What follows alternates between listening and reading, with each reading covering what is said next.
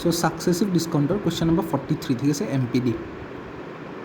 So question number 43 to এইটো কৈছে কি a dealer marked the price of an item 40% above the cost price ঠিক আছে কি কৈছে cost price এটা আছে ঠিক আছে সেই cost priceৰ 40% above mark priceটো ৰাখিছে বুজি পাইছা মানে ইনক্ৰিজ কৰিছে এইটো দিছে নে 40% এনেকৈ ইনক্ৰিজ কৰি মাৰ্কআপটো ৰাখিছে মাৰ্ক প্ৰাইচটো ৰাখিছে হ'ল নেক্সট কি কৈছে once he gave a successive discount of 20% and then 25% to a particular customer ঠিক আছে ফাৰ্ষ্ট এতিয়া মাৰ্ক প্ৰাইচটো আমি পাই গ'লোঁ মানে চি পিৰ পৰা 40% সি কি কৰিলে মাৰ্কআপ কৰিলে মানে বঢ়াই দিলে লিষ্ট কৰিলে সেইটো প্ৰাইচটো মাৰ্ক প্ৰাইচটো ৰাখিছে ৰাখি কিনে সি এই মাৰ্ক প্ৰাইচটোৰ পৰা ফাৰ্ষ্টত এটা 20% ডিছকাউণ্ট দিছে সি বুজিছেনে কাষ্টমাৰটো আৰু সেইটোত কাষ্টমাৰটো হেপী নহ'ল লাহত কি কৰিলে আৰু এটা 25% ডিছকাউণ্ট এটা দিলে বুজিছেনে দুটা চেলিং প্ৰাইচ হৈ গ'ল সেইকাৰণে মানে ফাৰ্ষ্ট ডিছকাউণ্টটো দিলে তাৰপিছত আৰু ছেকেণ্ড এটা ডিছকাউণ্ট দিলে গ'ল বুজিছে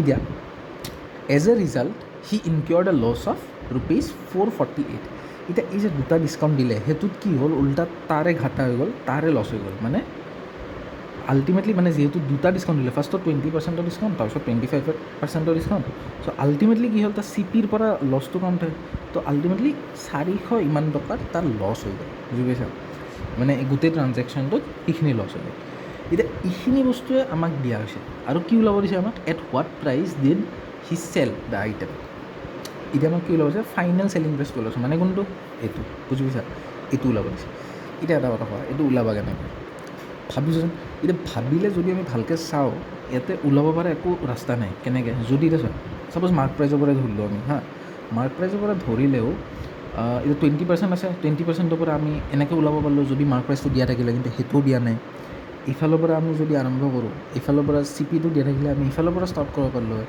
বা মাজৰ পৰাও ষ্টাৰ্ট কৰিব পাৰিলোঁ যদি ইয়াৰে ভেলু এটা যিকোনো দিয়া থাকিলে কিন্তু এটাও দিয়া নাই ইয়াৰ ভেলু চ' এইটো কেছত কি কৰিব লাগে এনেকুৱা যেতিয়া এটাও ভেলু দিয়া নাথাকে ন খালি পাৰ্চেণ্টেজ কেইটা দিয়া থাকে বা সেনেকৈ দিয়া থাকে এইটোত আমি যেনেকৈ অলপ আগবাঢ়িবই নোৱাৰোঁ আমি কৰিব নোৱাৰোঁ কি কৰিব লাগিব আজিউম কৰিব লাগিব আমি আজামশ্যন ল'ব লাগিব ঠিক আছে আজিউম কৰিব লাগিব ঠিক আছে আজিউম কৰি কিনে আমি ষ্টাৰ্ট কৰিব লাগিব এতিয়া আজামশ্যনত ছেকেণ্ড কেছ কৈছোঁ হা এইটো হ'ল আমাৰ যোনটো কুৱেশ্যনটো সুধিছে এতিয়া আমি আজিউম কৰি কিনে কেনেকৈ ওলাম সেইটো শিকাম মই ঠিক আছে এতিয়া চাবা এটা বস্তু সুধোঁ মই চি পিটো ঠিক আছে আমাৰ ষ্টৰিটো ক'ৰ পৰা ষ্টাৰ্ট হৈছে চি পিৰ পৰা কেনেকৈ ফাৰ্ষ্টতে কৈছে সেই ডিলাৰটোৱে কি কৈছে মাৰ্ক প্ৰাইচটো কেনেকৈ ৰাখিছে 40% আবাভ ৰাখিছে ক'ৰ পৰা চি পিৰ পৰা 40% আবাভ মানে কি এইটো চি পি তাৰে পৰা 40% মানে কি কাহানীটো ষ্টাৰ্ট হৈছে চি পিৰ পৰা 40% আবাভটো ৰাখিছে মাৰ্ক প্ৰাইচৰ পৰা এটা ডিছকাউণ্ট দিলে 20% তাৰপিছত আৰু এটা ডিছকাউণ্ট দিছে মানে দুটা ডিছকাউণ্ট দিছে দি কিনে কি হ'ল লাষ্টত আল্টিমেটলি তাত লছ হৈ গ'ল বুজি পাইছা তো এইটো কাহানী ষ্টাৰ্ট ক'ৰ পৰা হৈছে চি পিৰ পৰা তো য'ত ষ্টাৰ্টিং পইণ্ট হয় ন সেইটো আমি 100 কনচিডাৰ কৰি ল'ম আজিউম কৰি ল'ম ঠিক আছে এইটো তো এইটোৱে ষ্টৰিটো ছেইম ষ্টৰি কিন্তু কি কৰিলোঁ মই চি পিটো 100 বুলি এজিউম কৰি ল'লোঁ ঠিক আছে এইটো এটা এজামশ্যন লৈছোঁ ঠিক আছে আৰু ছেইম চি পিটো যদি 100 হয় তেতিয়া কি কৈছে 40% বেছি হয় এম পিটো বুজি পাইছে তো 40% যদি বেছি কৰি দিওঁ 100ৰ 40% কিমান 40 ৰুপিজ বেছি কৰি দিলে পাৰ্চেণ্টেজ ইনক্ৰিজ হয় তো আনচাৰটো কিমান হয় 140 মানে আমি মাৰ্ক প্ৰাইচটো আৰু কষ্ট প্ৰাইচটো পাই গ'লোঁ বুজি পাইছা সেনেকৈ আজিউম কৰিলোঁ কি 100 আছিল দামটো আৰু 140 ৰুপিজ পাই গ'লোঁ মানে কি মাৰ্ক প্ৰাইচটো আছিল বুজি পাইছা এতিয়া আমি এইটো ডাইৰেক্টলি ছল্ভ কৰিব কেনেকৈ এতিয়া চোৱা ছাপ'জ 100ৰ পৰা যদি আমি এনেকৈ ওলাওঁ ঠিক আছে এছ পিটো ওলাব পাৰোঁ কেনেকৈ নোৱাৰোঁ কিয় চোৱা ইয়াতেতো আমাৰ ভেলুটো দিয়া নাই ন একো আমি এইটো নাজানো এইখিনিত কি হ'ব আমাৰ এইখিনিৰ ভেলুটো লাগে এতিয়া বৰ্তমান কিয় ইয়াতে চোৱা ₹448 দিয়া আছে কিন্তু চোৱা এতিয়াতো 448 নহয় কাৰণ কিয় এইটো এজিউমহে হয় আমি এইটো এজিউম কৰিছোঁ এইটো চিনাৰিও বুজি পাইছা যিহেতু আমাক ইয়াতে ভেলুকেইটা দিয়া নাই আমি এজিউম কৰিছোঁ ইয়াতে তো ডেটছ ৱাই এৰে কমপ্লিট চিনাৰিওটো বেলেগ হ'ব আৰু এইটো আমাৰ এজামশ্যনটো কেনেকৈ হ'ব বুজি পাইছা এজামশ্যনটো মতে যাম আমি চ' আমাক কোনটো দিয়া আছে 140 দিয়া আছে 20% দিছে তো বঢ়িয়াকৈ ইয়াৰে পৰা ষ্টাৰ্ট কৰিম এম পিৰ পৰা চ' এম পিৰ পৰা আমি এনেকৈ যাম এইটো এছ পি ওলাম আগতে কেনেকৈ ওলাম 20% দিয়া আছে জানো পাৰ্চেণ্টেজ ডিক্ৰিজ লছ হৈছে যিহেতু মানে ডিছকাউণ্ট দিছে যিহেতু মাইনাছ আছে 4/5 বুজিছা 4/5 ইনটু কিমান হ'ব টেইলটো ইয়াতে আছে 140 বুজিছা? চ' 140 কৰিলোঁ, যেতিয়া আমি কাটাকুটি কৰিম 142 5ৰ লগত কাটাকুটি কৰিলে 28 হ'ব, 28 × 4 112, ঠিক আছে? 112টো আমাৰ কি হয়? ফাৰ্ষ্ট SP2, বুজি পাইছা? যোনটো আমি এজিউম কৰিছিলোঁ মানে 112 এইটো হ'ল আমাৰ ফাৰ্ষ্ট SP2, যোনটো আমি প্ৰথম SP2 পালোঁ। ফাৰ্ষ্টতে এইটো ইমান দিছে ডিছকাউণ্ট।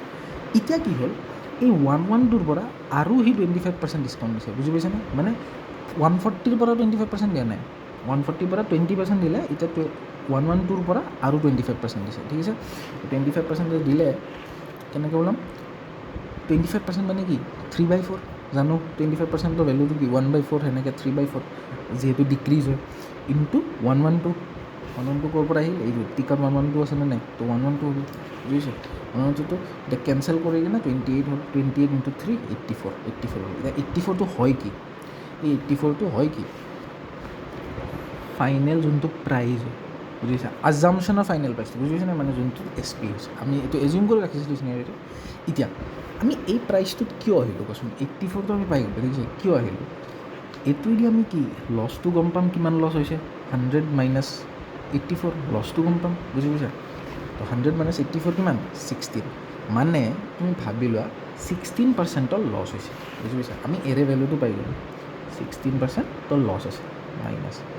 চ' এই চিনাৰিটো যিহেতু আমি ছেইম বস্তুটো ফ'ল' কৰিছোঁ, এইটো বস্তু গম পালোঁ কি 16%ৰ লছ হৈছে, বুজি পাইছা? 100 - 84, বুজি পাইছে? সেনেকৈ 16% হৈছোঁ দেই, ঠিক আছে? এতিয়া 16% কেনেকৈ পালোঁ, সেইটো এটা কুৱেশ্যন হয় বাৰু। এতিয়া 100 হ'ল, ফাৰ্ষ্টত আমি এজিউম কৰিছিলোঁ 100 হয় না? 100ৰ পৰা 40% প্লাছ কৰি যদি 140 হয়, বুজি পাইছে না? ছেইম এইটো 100 হয় আৰু এইটো 84 হয় না? মাইনাছ কৰিলে যদি আনচাৰ 16 পাওঁ, তো 16% হ'ব, বুজি পাইছা বস্তুটো? 100 - 84 কৰিলে 16%, তো 16% হয়, এইটো 16% লছ। এতিয়া দুটা চিনেৰিঅ' অলপ চিমিলাৰ টাইপ লাগিছে না? চবখিনি ছেইম, অলমষ্ট ছেইম। এতিয়া এটা বস্তু চাব লাগিব আমি, এৰে 16% যোনটো ভেলু, এইটো ছেইম জেগাত আছে, মানে কি ইনডাইৰেক্টলি মই এইটো কৰিব খুজিছোঁ, মোক এইটো লাগিছিল এই 16%ৰ ভেলুটো কিমান হয়? সেইটো হৈছে 448, বুজিছা? 16%ৰ যদি ভেলুটো হয় 448, এতিয়া মানে লিংক কৰি আছোঁ দেই, এজামশ্যনটো আৰু ৰিয়েল যোনটো কুৱেশ্যন আছিল সেইটো লিংক কৰি আছোঁ দুটা। তো কি কৈছোঁ, 16%ৰ ভেলুটো যদি 448 হয়, মানে এইটো 16%ৰ যদি ভেলুটো 448 হয়, তেতিয়া 16% মানে 4/5, 4/25, বুজি পাইছা? এতিয়া 4/25, একো এইটো পাৰ্চেণ্টেজ ইনক্ৰিজ ডিক্ৰিজ নহয় দেই, ডাইৰেক্ট 16%ৰ ভেলুটো ওলাইছোঁ। 4/25 × x মানে কি? এইটো CP2, যিহেতু আমাক ফাৰ্ষ্টতে CP2 লাগিব হয় নে নহয়? তেতিয়াহে আমি SP ওলাব পাৰিম। তো 4/25 মানে 16% অফ x = 448, এই ভেলুটো আমি পাই গৈছোঁ। তাৰপৰা এক্সৰ ভেলুটো আমি কেনেকৈ পাম? 4 কাটিলোঁ, মানে 4 আৰু এইটো কাটিলে 112 হয়, 112 আৰু 25 ইনটু কৰিলে 28,000, আমাৰ কি 2,800, সেইটো পালোঁ। 2800টো পালোঁ কি? CP পালোঁ। CPটো আমি ডাইৰেক্টলি পাই গ'লোঁ 2800, CPটো আমি পাই গ'লোঁ 2800। এতিয়াতো টেনশ্যনে নাই, CPটো পালোঁ যিহেতু, আমাক এইটো আছে। এতিয়া আমি পাৰ্চেণ্টেজেৰে লাফৰা মাৰিব নালাগে, ইয়াৰে পৰা কি ক'ব লাগে? লছটো মাইনাছ কৰিব লাগে, বুজি পাইছোঁ? 2800 মাইনাছ 448 যোনটো লছ হৈছে, এইটো দি কি পাম আমি? SPটো পাই যাম। চ' আমি SPটো পাই গ'লোঁ, বুজি পাইছা? 2352 এইটো SPটো। চ' SPটো কিমান? 2352। চ' আমি এটাৰ পৰা লিংক কৰি, দেখিছানে? ফাৰ্ষ্টত আমি কুৱেশ্যনটো ডিকোড কৰিছোঁ, কেনেকৈ কি সুধিছে, CPৰ পৰা বঢ়াইছিল, তাৰপিছত আৰু কমাই ডিছকাউণ্ট দিছে, তাৰপিছত আৰু লছ হৈছে, সেই গোটেই চিনাৰিটো আমি ইয়াতে পুট কৰিলোঁ, আজামশ্যনত পুট কৰিছোঁ। আৰু CPটো য'ৰ পৰা কাহিনীটো ষ্টাৰ্ট হৈছে সেইটো 100 লৈ লৈছোঁ, 100 লৈ কিনে বাকীখিনি মুভ অন কৰিছোঁ, কৰি কিনে তাতে ভেলুটো যেতিয়া ওলাই কিনে এই দুটা লিংক কৰি দিছোঁ, লিংক কৰি কিনে আমি আনচাৰটো পাই গৈছোঁ। লাগিছিল এইটো, তো 2352 ইজ দ্য আনচাৰ।